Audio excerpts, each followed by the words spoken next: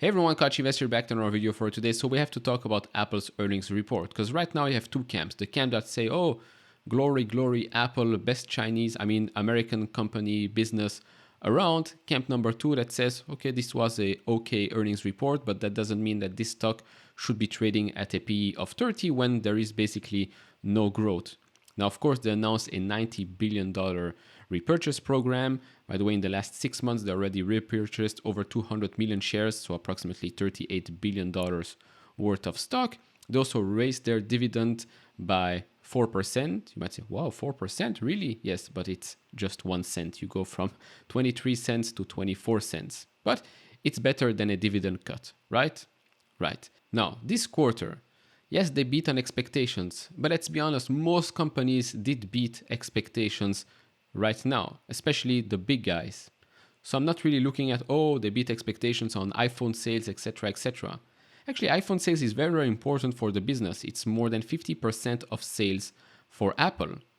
All the rest, Mac and stuff like that, are actually down significantly. Of course, things are down quarter over quarter as well, because Q4 is a very, very good quarter for the company all around with holiday sales, etc., etc. So, right, quarter over quarter, things are down. That's normal. But year over year, Mac and stuff like that are down significantly as well. Of course, there is then services, which should replace growth in the hardware upgrade cycle. Services has been growing steadily year over year and quarter over quarter as well. Of course, with services, higher margins as well. Now, to me, Apple, it's pretty simple. At a P of 30 right now, barely any growth. Yes, you get growth in the stock by them repurchasing shares over and over and over again. I mean, it's a company that has so much cash, they don't really know what to do with it because, let's be honest, they haven't really been innovating that much in recent years. Now, that might change when we might get the AR, VR devices or announcement at least later this year, the Worldwide Developer Conference. Now, what will it look like? There are some pictures here on the screen. How much will it cost? Probably a lot more than a Meta Quest device. But then again, it's Apple. They lock you in the ecosystem. So everybody that is already in the Apple ecosystem and wants to try it out will probably try it out.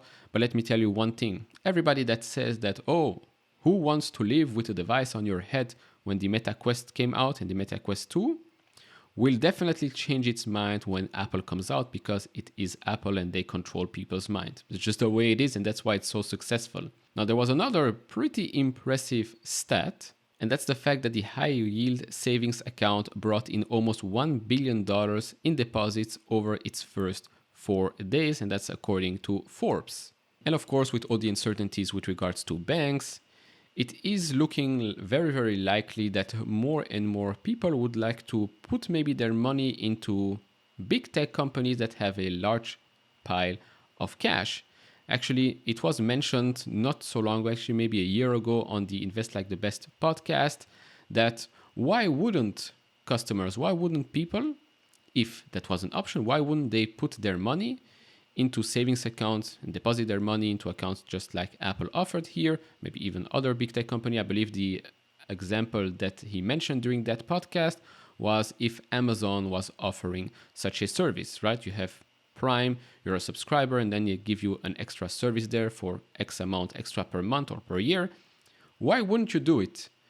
Because I feel that more people are trusting big tech companies today than they trust banks. And of course, with recent events, it seems like, well, more people will be trusting big tech companies with a large pile of cash rather than banks who, let's be honest, are blowing up each and every week these days. So this is definitely something to keep in mind. Now, before we continue, if you enjoy this type of videos, leave it a thumbs up, subscribe if you have not, would really appreciate that. And if you want to support me even further, do check out the link down in the description and in the pinned comment to get the top 10 best stocks to buy now, or go to fool.com/couchinvestor. So let's start here with the top and bottom lines. So total net sales reached $94.83 billion. That's down from $97.2 billion. But as you can see here, services actually increased to now close to $21 billion. Now on the services side, we had some more comments in the earnings call. They say here services set an all-time record with $20.8 billion in revenue for the March quarter. We achieved all-time revenue records across App Store, Apple Music, iCloud, and payment services. And now with more than 975 million paid subscriptions, we're reaching even more people with our lineup of services. Of course, this number here, 975 million paid subscription, is very, very impressive, but this basically also includes the $1 or $2 that you pay per month for iCloud. So take that into consideration, but still very, very impressive number. So coming back here, we look at gross margin that's down year over year as well, just under $42 billion. Not by a lot. Of course, we know weak demand across the board. We've seen this with Qualcomm as well, so not surprising there, but take all of this into consideration. And now if we go and look at the revenue per product category, here we can clearly see iPhone still up 1.5% year over year.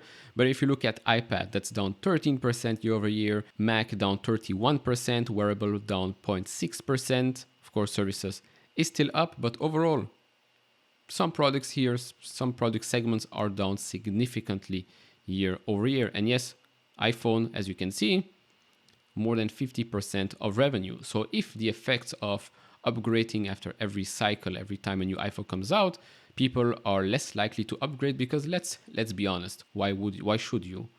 Besides the fact that you might get a new iPhone for free with AT&T or Verizon or things like that, the phone has become so good that really it doesn't really make any sense to upgrade it each and every year. And since it is more than 50% of sales for Apple, if this segment doesn't continue to grow that much, then growth has to come from another segment, which obviously will come from services.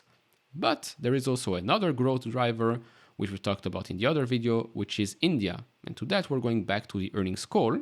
So an analyst asked here, could you just contrast what you're seeing in India at today versus what you saw in China maybe a decade ago? To that, Tim Cook answered, I think each country is different and has their own journey, so I hesitate to compare too much. But what I do see in India is a lot of people entering the middle class, very, very important, because, well, if you want people to be able to afford your product, that's a crucial metric to follow. And I'm hopeful that we can convince some number of them to buy an iPhone, and we'll see how that works out. But right now, it's working out well.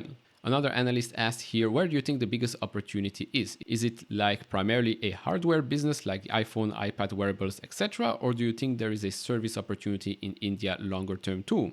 Tim Cook answered, I think there's an opportunity across the board, including in services. Obviously, the ARPU are lower, as you can see across the board. Many other companies out there, for example, with Disney's Hotstar, right? Barely any ARPU there. So the ARPU are lower in India for whether you're talking about TV and moving streaming or music. The ARPUs are much lower than other regions. But if you look at it over a long arc of time, I think there is a good opportunity across the board. Couldn't agree more. And Jeff Bezos said this a long, long time ago. And just an FYI, for Apple, it doesn't really matter right now if the ARPU is extremely low. What they do want is to lock people in the Apple ecosystem. Then, like I said, this is a long-term plan. And in the long term, if Apple can stimulate the economy in India, which means more people get more jobs, higher paying jobs, more people enter the middle class, eventually they'll be able to up that ARPU. Again, long-term thinking here. Now, last couple of things here. If we look at the operating performance per geography, we can see that the Americas are down 8%, Europe is up 3%, Greater China still down 3%, but that should improve this year as everything reopens. Japan is down 7%, and then rest of Asia Pacific, that's up 15%. So to conclude, and I want to make it extremely clear here, Apple is a tremendous business, great track record. But to me, it feels that innovation has been lacking in the last couple of years. There really is no new growth driver, even though we've had for years and years that rumor of the Apple car coming out. Well, clearly that's not the case. Maybe things will change with VR and AR. Let's wait and see. It's probably not going to be extremely cheap. So at the meantime, what you're getting is a small dividend and them buying back a large amount of shares. Now, in the meantime, they do have cash to maybe acquire other companies. For example, Paramount Global, right? It's around $10 billion. They reported earnings this week. Wasn't that great. Stock crashed 20% or so. Apple can do what Amazon did with MGM, maybe acquire Paramount Global for $10, $12 billion or so, add even more value to the services that it offers. Could be a plan. Anyways, that's about it for me for this video. Of course, do share your thoughts down in the comments below. If you enjoy this type of videos, leave it a thumbs up, subscribe if you have not, and I'll see you all in the next one. Bye bye.